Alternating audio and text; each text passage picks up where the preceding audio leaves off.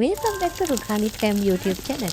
කොහොමද යාළුවන්ට ඔන්න පොරොන්දු විදිහට මම ගෙනාවා chicken biryani recipe එක. මේ මාසේ අපේ wedding anniversary එක තිබුණා. ඉතින් එදා husband කන්න ආසෙ chicken biryani එකක් එයාට මගේ අතින් හදලා දෙන්න හිතුණා. එහෙනම් යමු අපි chicken biryani කොහොමද හැදුවේ කියලා බලන්න. මුලින්ම chicken curry එක තමයි හදන්නේ. මේ විදිහට තෙල් ටිකක් ලිපේ තියලා ඒ ටික රත් වුණාට පස්සේ මම මෙහෙම බීලුණ එකතු කර ගන්නවා. මෙතන සාමාන්‍ය ප්‍රමාණයේ බීලුණු 3ක් විතර තියෙනවා. මේ ලුණු ටික හොඳට fry කර ගන්න ඕනේ. මෙන්න මේ කාණ්ඩ fry වුණාට පස්සේ අපි මේකට එකතු කර ගන්නවා chicken ටික. මෙතන chicken කිලෝ එකක් තියෙනවා. ඊට පස්සේ මම මේකට ඉඟුරු සිට ගන්න මේ ඉඟුරු තරඟ එකතු කරගන්නවා. මේ එකතු කරගෙන මේක හොඳට mix කරනවා. ඊට පස්සේ මේක පියකින් වහලා මම මේක විනාඩි 5ක් 6ක් වගේ හොඳට chicken ටික තැම්බෙන්න තියනවා. මේ තියෙන විනාඩි 5කට පස්සේ දැන් මම මේකට සාමාන්‍ය ප්‍රමාණයේ තක්කාලි කිරි 3ක් විතර මේ විදියට කෑලි කපලා එකතු කර ගන්නවා. මේ ටිකත් හොඳට mix කරලා මේකම විනාඩි 5ක් විතර අහබව තැම්බෙන්න තියනවා.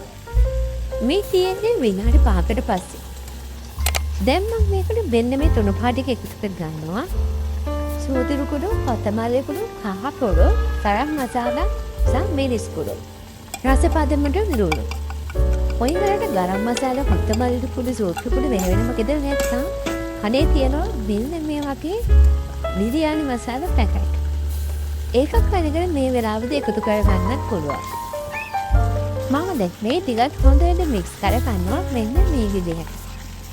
මේක දැන් හොඳට mix වෙලා තියෙන්නේ. දැන් මම මේකට එකතු කර ගන්නවා plain yogurt. ඔයාලට curd එකතු කර ගන්න පුළුවන්. මට curd නැති නිසා තමයි මම Greek yogurt එකතු කරගත්තේ.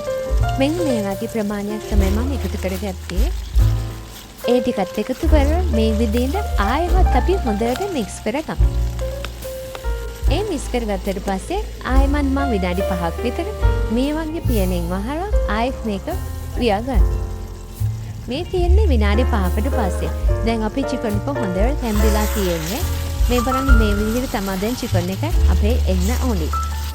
අවසානයේට මම මේකට කොත්තමල්ලි කොටයි දෙහියස කිරිකුයි එකතු කර ගන්නවා. ඒ එකතු කරලා විනාඩි 2-3ක් වගේ ගින්දර හොඳටම අඩු කරලා මේක පියනකින් වහලා මම ලිපේ තියලා තියෙනවා. ඒක මන්ද කියන්නේ විනාඩි 2-3ක් තියෙනකොට අපි දැන් හදාගන්න යමු අපේ බත් එක. මම බත් එක හදාගන්නේ රයිස් කුකර් එකේ.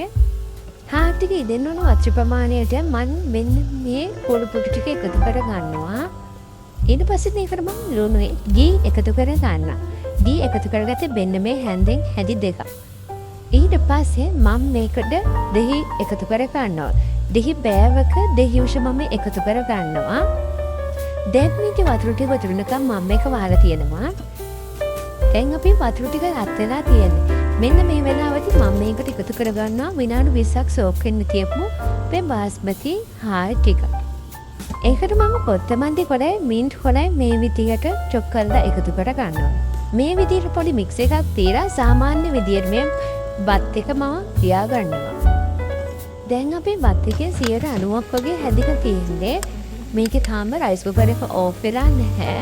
මම මේ වෙලාවේ මෙන්න මේකේ මේ උඩ තියෙන අපි එකතු කරපු කාඩමන්ස් bay leaves ඒ ටික අයින් කර ගන්නවා. දැන් මම මේ බත් එකේ යට එක ලේයර් එකක් ඉතුරු වෙන්නේ ඉතුරු පට් ටික අයින් කරනවා. ඒ කුඩි fried onions මෙන්න මේ විදිහට දාලා මම මේකට උඩ එකතු කරගන්නවා අපේ අර හදාගත්ත chicken එකේ ලේයර් එකක්. මේ විදිහට මම chicken ටිකයි බත් ටිකයි මාගෙන් මාරුවට layers විදිහට දාගන්නවා.